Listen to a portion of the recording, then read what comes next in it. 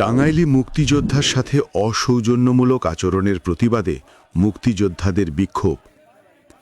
বাংলাদেশ মুক্তিযোদ্ধা সংসদ টাঙ্গাইল জেলা কমিটির আহ্বায়ক বীর মুক্তিযোদ্ধা অ্যাডভোকেট আব্দুল খালেক মণ্ডলের সাথে সখীপুর বাসাইল আসনের বিএনপি মনোনীত এমপি প্রার্থী আহম্মদ আজম খানের অসৌজন্যমূলক আচরণের প্রতিবাদে বিক্ষোভ মিছিল ও সমাবেশ করেছে বাংলাদেশ মুক্তিযোদ্ধা সংসদ ভোঁয়াপুর উপজেলা শাখা।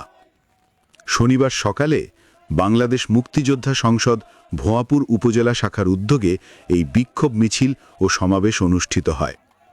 মিছিলটি ভোঁয়াপুর মুক্তিযোদ্ধা সংসদের সামনে থেকে বের হয়ে পৌর শহরের বিভিন্ন সড়ক প্রদক্ষিণ শেষে উপজেলা চত্বরে এক সমাবেশ অনুষ্ঠিত হয়।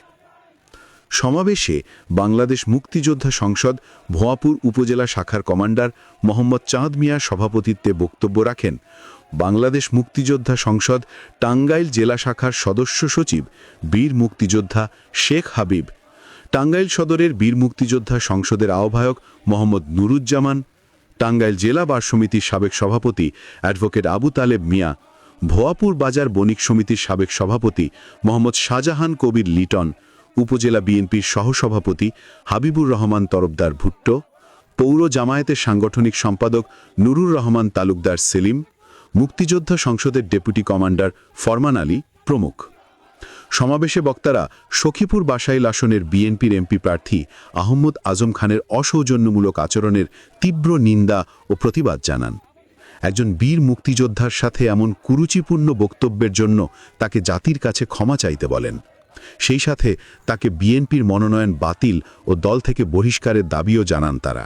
আব্দুল খালেক মণ্ডল তার জীবনে কোন রকম অন্যায় কাজ করেছে, কোনো খারাপ কাজ করেছে, এ ধরনের কোনো ইনস্ট্যান্স, এ ধরনের কোনো রেকর্ড আমাদের কাছে নাই।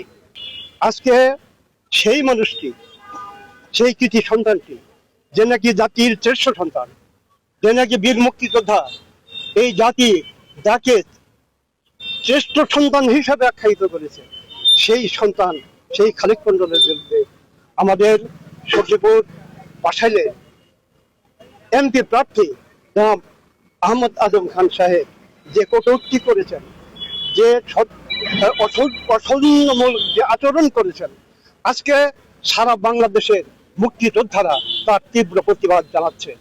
আমরা ভোঁয়াপুরবাসী, ভোঁয়াপুরের মুক্তিযোদ্ধারা, আপাময় জনসাধারণ তার এই কটূক্তির কারণে, এই অসৌজন্যমূলক আচরণের কারণে আমরা নিন্দা জানাচ্ছি এবং তাকে যে বক্তব্য রেখেছে সেই বক্তব্য উদ্র করে জাতির কাছে ক্ষমা চাওয়ার জন্য আমি আহ্বান জানাচ্ছি।